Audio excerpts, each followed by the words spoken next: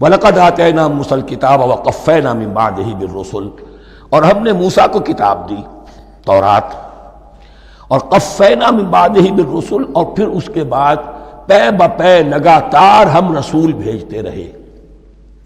ایک بات نوٹ کر لیجئے گا، لفظ رسول اور لفظ نبی میں کچھ فرق ہے، اس وقت تفصیل میں جانے کا موقع نہیں ہے، لیکن یہ تین جوڑے الفاظ کے ایسے ہیں قرآن مجید کی اصطلاحات کے کہ وہ تینوں مترادف کے طور پر بھی استعمال ہو جاتے ہیں اور علیحدہ علیحدہ اپنا مفہوم بھی رکھتے ہیں۔ اور اس کا ایک اصول یہ علماء نے بنایا ہے کہ اذا اجتمع تفرقا واذا تفرقا اجتمع۔ ایک ہے ایمان اور اسلام، اب یہ بھی مسلم مومن ایک ہی شے ہے، لیکن یہ کہ ایک شے تو نہیں ہے، کچھ فرق بھی ہے۔ کہیں جہاں ان دونوں الفاظ کو لایا جائے گا بالمقابل تو فرق نظر آ جائے گا، لیکن عام طور پر مسلم کی جگہ مومن، مومن کی جگہ مسلم استعمال ہو جائے گا۔ call the rose by any name it will smell as sweet۔ اس طرح جہاد اور قتال کا معاملہ ہے، دو الفاظ ہیں، مختلف ہیں، مفہوم جدا بھی ہے لیکن ایک دوسرے کی جگہ آ بھی جائیں گے۔ تیسرے نبی اور رسول، فرق ہے، ہر نبی رسول نہیں ہوتا، ہر رسول نبی ہے، یعنی نبی عام ہے، رسول خاص ہے۔ نبی کو جب کسی خاص قوم کی طرف معین طور پر بھیج دیا جاتا ہے تب وہ رسول ہو جاتا ہے۔ اس سے پہلے اس کی حیثیت ایک ولی اللہ کی ہے، بہت اعلیٰ درجے کا اللہ کا دوست اور ولی جس پر وحی آ رہی ہے۔ عام ولی اللہ میں اور نبی میں فرق یہ ہے، ان پر وحی آتی ہے، ان پر وحی نہیں آتی۔ لیکن اس نبی کو اگر اب آپ بھیج دیں گے کہ جاؤ اذهب الى فرعون، اب وہ رسول ہو گئے، جاؤ اب مدین کی طرف، الی مدین اخاہم شعیبا، اب رسول ہو گئے۔ تو یہ فرق ہے نبی اور رسول کا۔ جیسے آپ کے ہاں سی ایس پی کارڈر ہے، اب وہ ڈی سی بھی لگ سکتا ہے، کہیں وہ جوائنٹ سیکرٹری لگا ہوا ہے، کہیں ناپسندیدہ آدمی ہے تو او ایس ڈی لگایا ہوا ہے کہیں، لیکن اس کا کارڈر برقرار رہے گا، سی ایس پی تو ہے وہ۔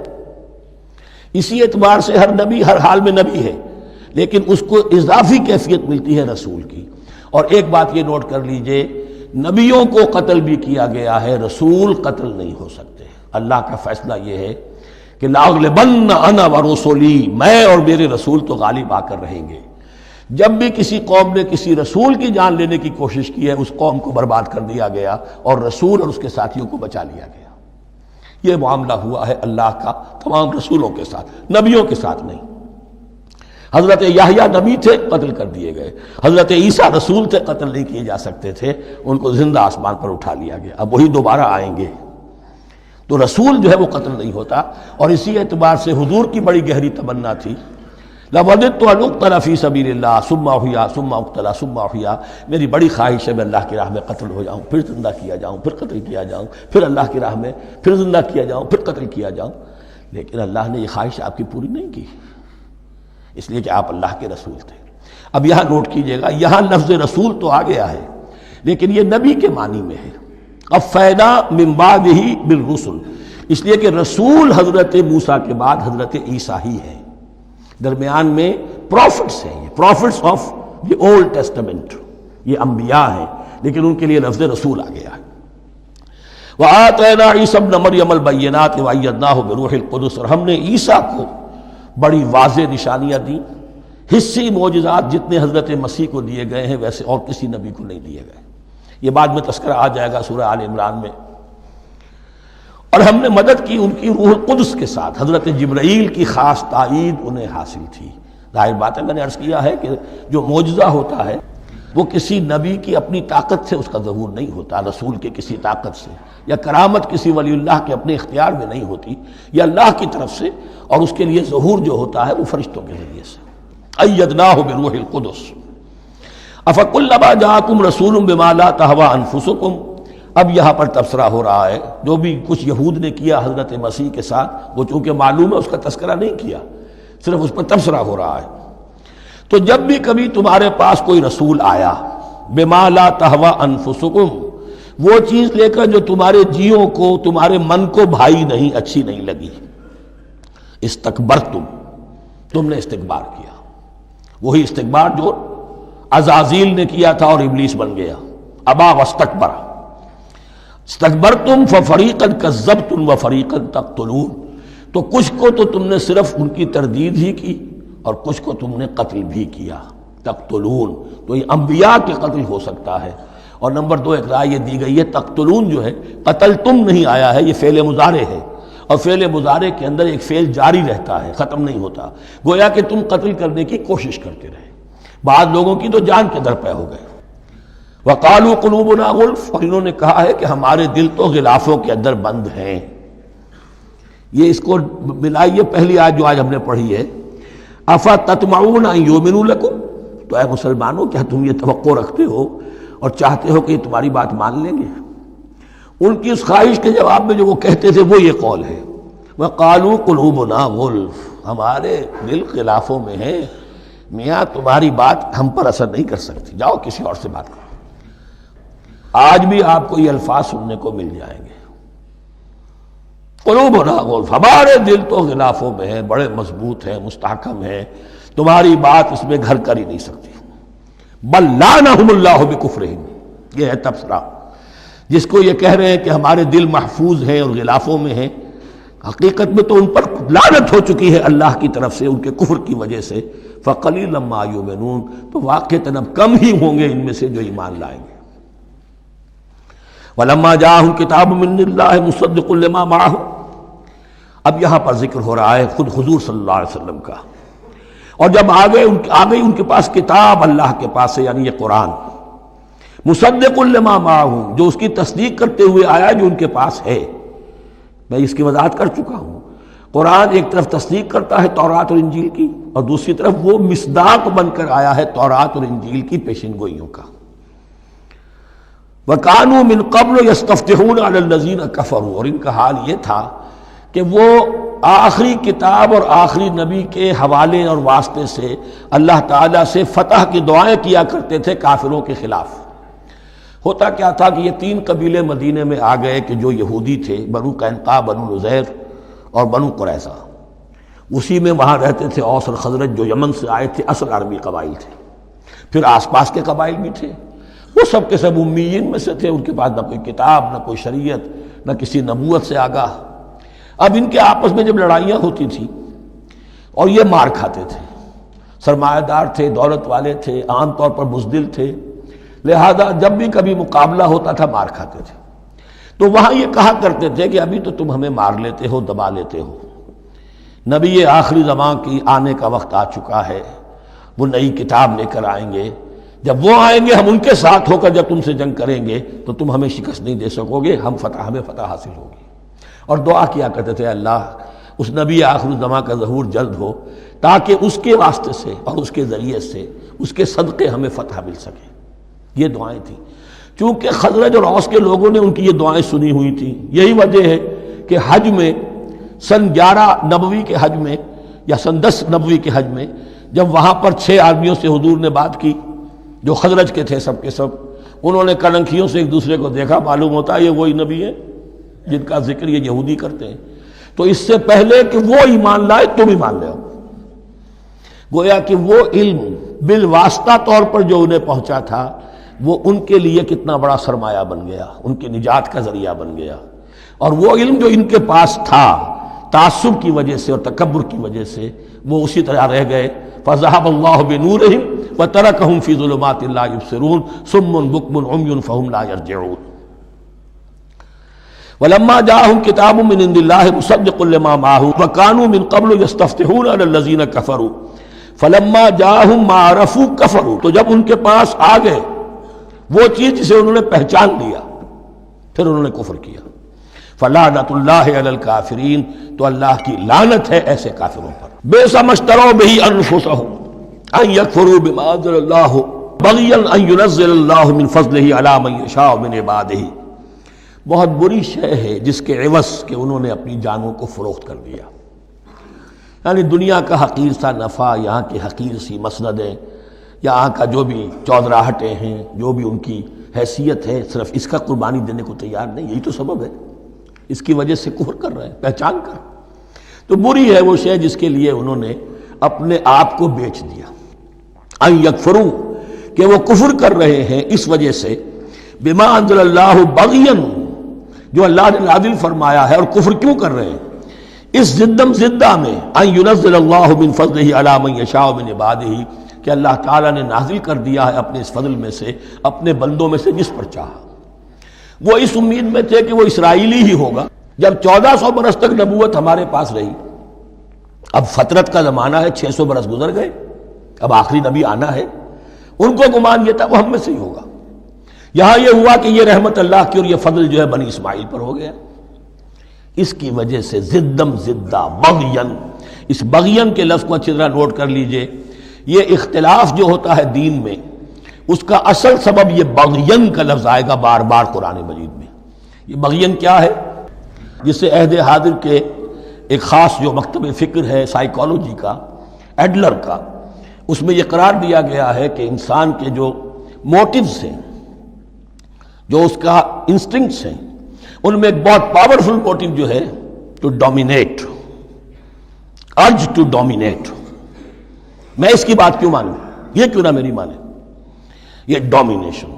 تو بغین، بغیہ کے معنی بھی ہے حد سے بڑھنا، تجاوز کرنا۔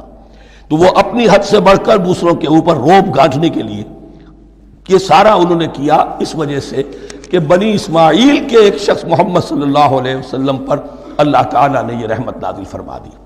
فباؤوا بغضب علی غضب، تو وہ لوٹے غضب پر غضب لے کر، یعنی تہ بر تہ غضب ہے ان پر اللہ تعالیٰ کا۔ وَلِلْكَافِرِينَ عَذَابٌ مُّهِينٌ، اور ایسے کافروں کے لیے اہانت آمیز، مہین اہانت سے بنا ہے، اہانت آمیز عذاب ہے۔ وَإِذَا قِيلَ لَهُمْ آمِنُوا بِمَا أَنزَلَ اللَّهُ، اور جب ان سے کہا جاتا ایمان لاؤ اس پر جو اللہ نے نازل فرمایا، قَالُوا نُؤْمِنُ بِمَا أُنزِلَ عَلَيْنَا، ہم ایمان رکھتے ہیں اس پر جو ہم پر نازل ہوا۔ وَيَكْفُرُونَ بِمَا وَرَاهُ، اور وہ کفر کر رہے ہیں جو اس کے پیچھے ہے۔ انہوں نے انجیل کا کفر کیا، حضرت مسیح کو نہیں مانا۔ انہوں نے محمد کا کفر کیا ہے صلی اللہ علیہ وسلم، اور قرآن کو نہیں مانا۔ وَهُوَ الْحَقُّ مُصَدِّقًا لِمَا مَعَهُمْ، اور وہ کفر کر رہے ہیں حالانکہ وہ حق ہے، سچ ہے، درست ہے، اور تصدیق کرتے ہوئے آیا ہے اس کی جو ان کے پاس ہے۔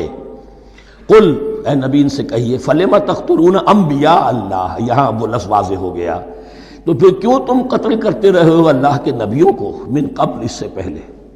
ایسے ہی حق پرست ہو، ایسے ہی جو کچھ تم پر نازل کیا گیا اس پر ایمان رکھنے والے ہو، تو تم نے نبیوں کو کیوں قتل کیا؟ تم نے زکریا کو کیوں قتل کیا علیہ الصلوۃ والسلام؟ تم نے یحییٰ کو کیوں قتل کیا علیہ الصلوۃ والسلام؟ تمہارے تو ہاتھ جو ہے نبیوں کے خون سے آلودہ ہیں۔ فَلِمَ تَقْتُلُونَ أَنبِيَاءَ اللَّهِ مِن قَبْلِ إِن كُنتُم مُّؤْمِنِينَ، اگر واقعتاً تم ایمان والے ہو۔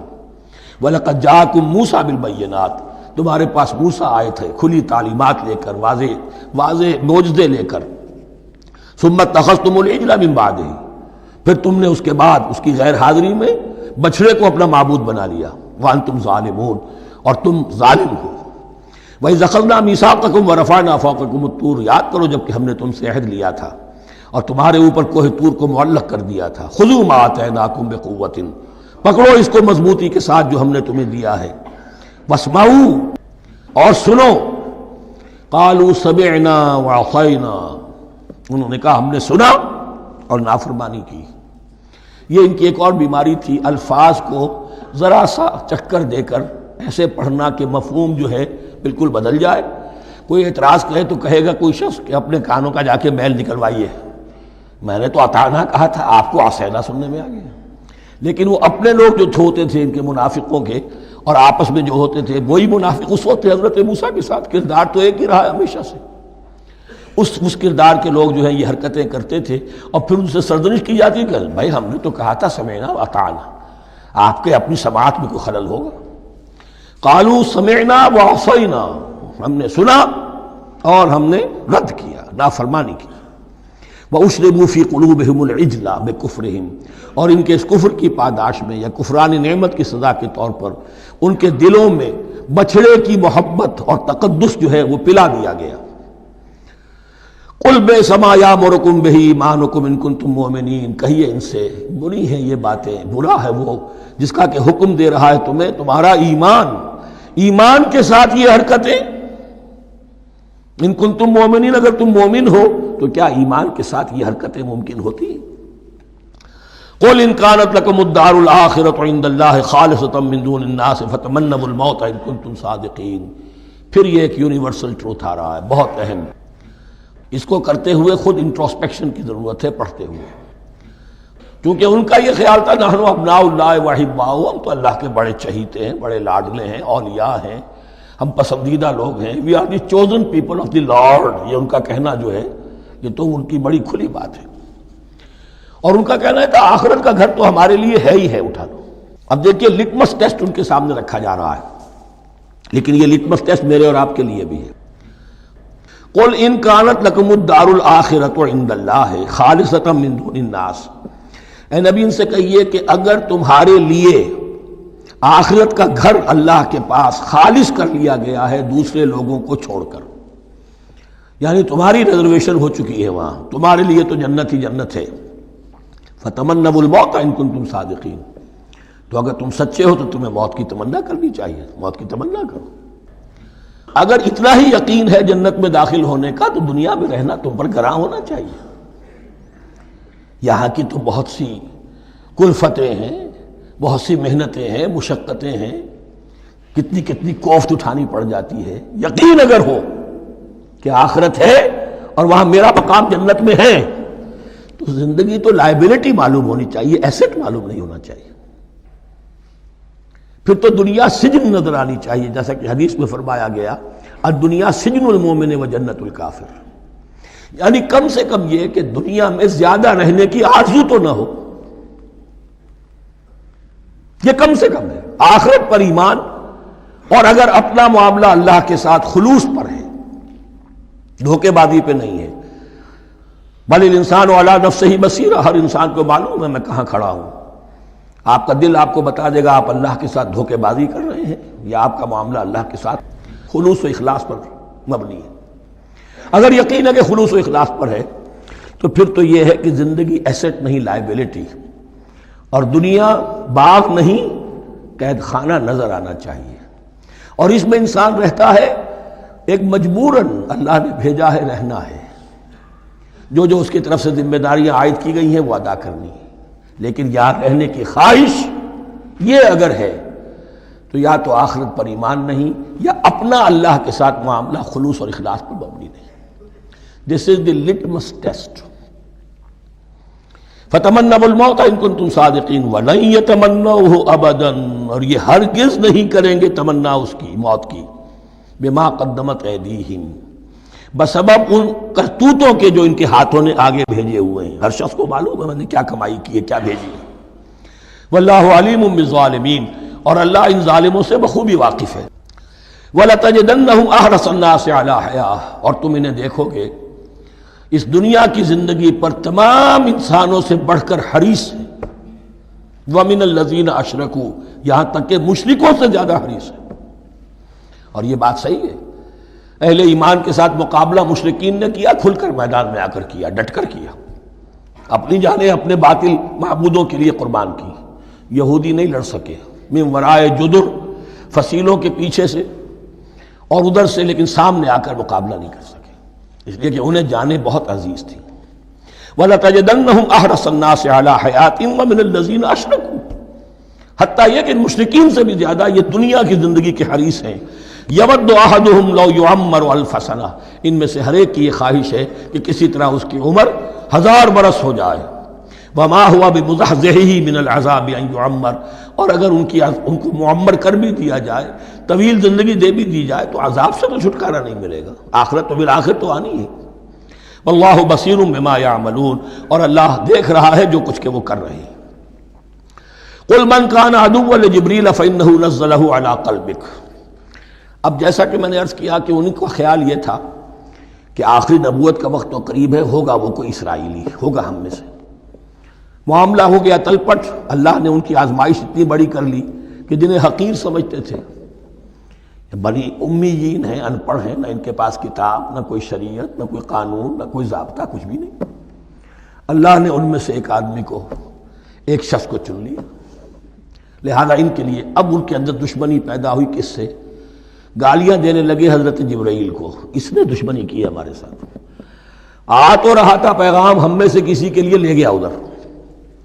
اور یہ بات آپ کو شاید بڑی عجیب لگے، لیکن یہ کہ شیخ احمد سرہندی رحمۃ اللہ علیہ نے اپنے مکاتیب میں یہ لکھا ہے کہ اہل تشیع کا ایک فرقہ ایسا بھی رہا ہے، میں نہیں جانتا کہ آج بھی ہے یا نہیں ہے، جس کو غرابیہ کہتے تھے۔ غرابیہ، ان کا عقیدہ یہ تھا کہ حضرت محمد صلی اللہ علیہ وسلم اور حضرت علی رضی اللہ تعالی عنہ، ان کی ارواح بالکل ایک دوسرے کے ایسے مشابہ تھیں جیسے ایک کوا دوسرے کوے کے مشابہ ہوتا ہے، غراب کوے کو کہتے ہیں۔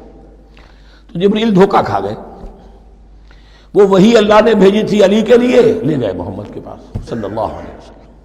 تو یہ بات جو شیخ احمد سرہندی کی لکھی ہوئی غرابیہ فرقہ ان کا، مجھے یہ نہیں معلوم کہ اب بھی ہے یا نہیں ہے، لیکن یہ بات یہود کے ہاں جو ہے وہ موجود تھی۔ اور بات جان لیجئے، لَيَأْتِيَنَّ عَلَىٰ أُمَّتِي مَا أَتَىٰ عَلَىٰ بَنِي إِسْرَائِيلَ حَسْبَ النَّعْلِ بِالنَّعْلِ، اس کی حقیقت اور سے اور منکشف ہوتی چلی جائے گی۔ تو اب یہاں فرمایا قُلْ مَنْ كَانَ عَدُوًّا لِجِبْرِيلَ، اے نبی کہہ دیجئے جو کوئی بھی دشمن ہو گیا ہو جبرائیل کا، فَإِنَّهُ نَزَّلَهُ عَلَىٰ قَلْبِكَ بِإِذْنِ اللَّهِ، تو اس نے تو نازل کیا ہے اس قرآن کو آپ کے دل پر اللہ کے حکم سے، جبرائیل کا اپنا اختیار تو نہیں تھا۔ مُصَدِّقًا لِمَا بَيْنَ يَدَيْهِ، اور یہ تصدیق کرتے ہوئے آیا ہے اس کی جو اس کے سامنے موجود ہے، وَهُدًى وَبُشْرَىٰ لِلْمُؤْمِنِينَ، اور ہدایت اور بشارت ہے اہل ایمان کے لیے۔ اور اس کے بعد اب فرمایا جا رہا ہے کہ اللہ اور اس کے رسول اور اس کے ملائکہ یہ ایک آرگینک ہول ہیں، یہ ایک جماعت ہے، ان میں کوئی رکھنا نہیں ہو سکتا، ان میں کوئی اختلاف نہیں ہو سکتا۔ اگر کوئی جبریل کا دشمن ہے تو وہ اللہ کا دشمن ہے، اگر کوئی اللہ کے سچے رسول کا دشمن ہے تو وہ اللہ کا دشمن ہے، جبریل کا بھی دشمن ہے۔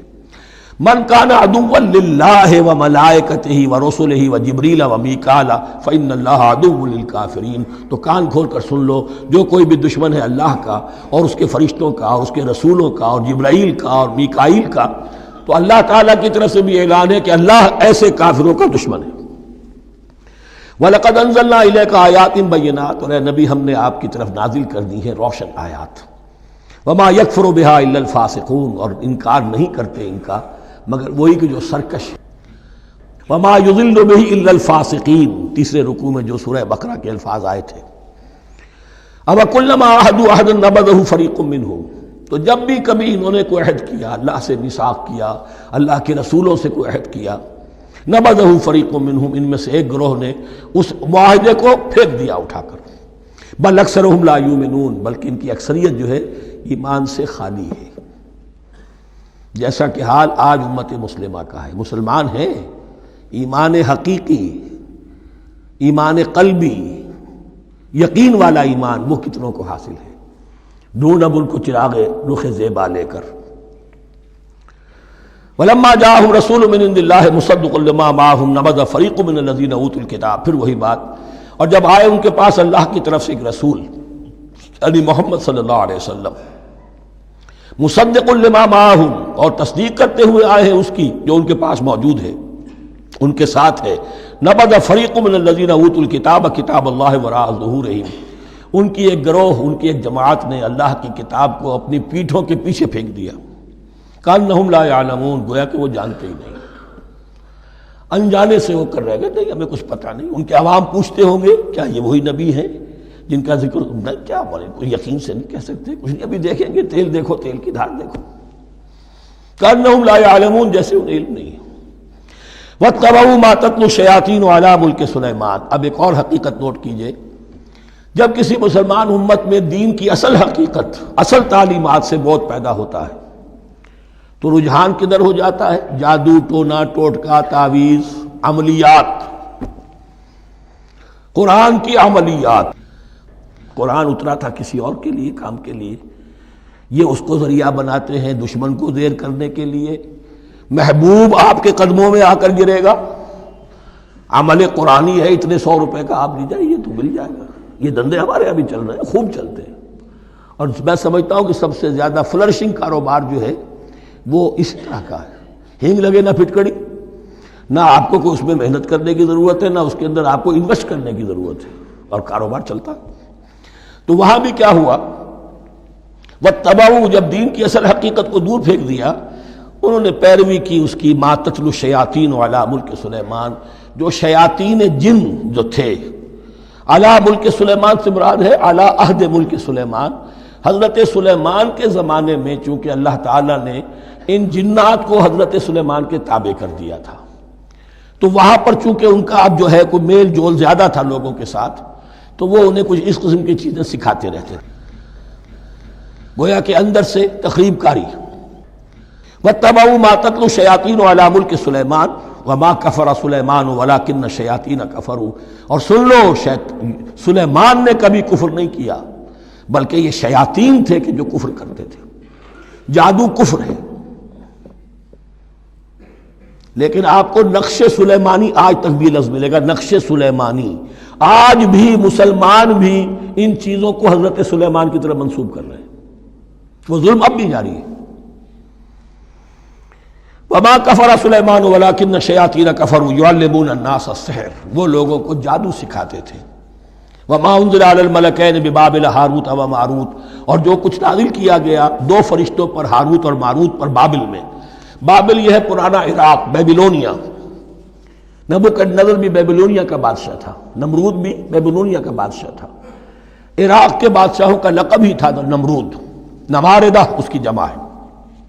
تو حضرت سلیمان کی حکومت جب تھی تو وہاں پر یہ لوگ جنات جو ہیں وہ اس قسم کی تخریب کاری کر رہے تھے، تو اللہ تعالیٰ نے آخری آزمائش کے لیے دو فرشتوں کو زمین پر اتارا، اور وہ انسانی شکل میں لوگوں کو جادو سکھاتے تھے، بتاتے بھی جاتے تھے دیکھو جادو کفر ہے، ہم سے مت سیکھو، لیکن اس کے باوجود لوگ سیکھتے تھے، تو گویا کہ ان پر اتمام حجت ہو گیا کہ اب ان کے اندر خباثت جو ہے پوری طریقے سے گھر کر چکی ہے۔ وما يعلمان من احد، اور وہ نہیں سکھاتے تھے کسی کو بھی، حتی یقولا انما نحن فتنة فلا تکفر، یہاں تک کہ وہ کہہ دیتے تھے کہ دیکھو ہم تمہاری آزمائش کے لیے بھیجے گئے ہیں، ہم فتنہ ہیں تو تم کفر مت کرو۔ فیتعلمون منہما ما یفرقون به بین المرء وزوجہ، تو وہ سیکھتے تھے ان دونوں سے وہ شے کہ جس کے ذریعے سے تفریق کر سکے ایک شخص اور اس کی بیوی کے درمیان، تفرقہ ڈالنا گھروں کے اندر، فساد۔ اب بھی یہ عورتوں کے اندر یہ کام بڑی تیزی کے ساتھ چلتے ہیں، تعویذ اور دھاگے اور کیا کوئی گنڈے چلتے ہیں۔ وما هم بضارین بہ من احد، اور نہیں تھے وہ ضرر پہنچانے والے کسی کو کچھ بھی، الا باذن اللہ۔ ایمان کا تقاضا یہ ہے کہ چاہے کوئی دوا ہو وہ بھی باذن رب کام کرے گی، ورنہ نہیں۔ کوئی اور اسباب طبیعیہ ہیں، ان کے بھی اثرات ظاہر ہوں گے اگر اللہ چاہے گا، اس کے بغیر کچھ نہیں ہو سکتا۔ جادو کا بھی اثر ہوگا تو اللہ کے اذن سے ہوگا، تو بندہ مومن کو ڈٹے رہنا چاہیے اور مقابلہ کرنا چاہیے۔ وما هم بضارین بہ من احد الا باذن اللہ ویتعلمون ما یضرهم ولا ينفعهم، اور وہ سیکھتے تھے ان سے وہ چیزیں جو ان کے لیے مضرت بخش تھیں، ضرر پہنچانے والی، اور انہیں نفع نہیں پہنچاتی تھی۔ وَلَقَدْ عَلِمُوا لَمَنِ اشْتَرَاهُ مَا لَهُ فِي الْآخِرَةِ مِنْ خَلَاقٍ، حالانکہ یہ بات ان کے علم میں آ چکی تھی کہ جس نے بھی اس چیز کو حاصل کیا، جادو سیکھا، اس کا پھر آخرت میں کوئی حصہ نہیں ہے۔ وَلَبِئْسَ مَا شَرَوْا بِهِ أَنفُسَهُمْ، اور بری تھی وہ چیز جس کے لیے انہوں نے اپنے آپ کو فروخت کر دیا، لَوْ كَانُوا يَعْلَمُونَ، کاش کہ انہیں علم ہوتا۔ وَلَوْ أَنَّهُمْ آمَنُوا وَاتَّقَوْا، اور اگر وہ ایمان رکھتے اور تقوی کی روش اختیار کرتے، لَمَثُوبَةٌ مِّنْ عِندِ اللَّهِ خَيْرٌ، تو بدلہ پاتے اللہ کی طرف سے بہت ہی اچھا، بہت خیر۔ لَوْ كَانُوا يَعْلَمُونَ، کاش کہ ان کو معلوم ہوتا۔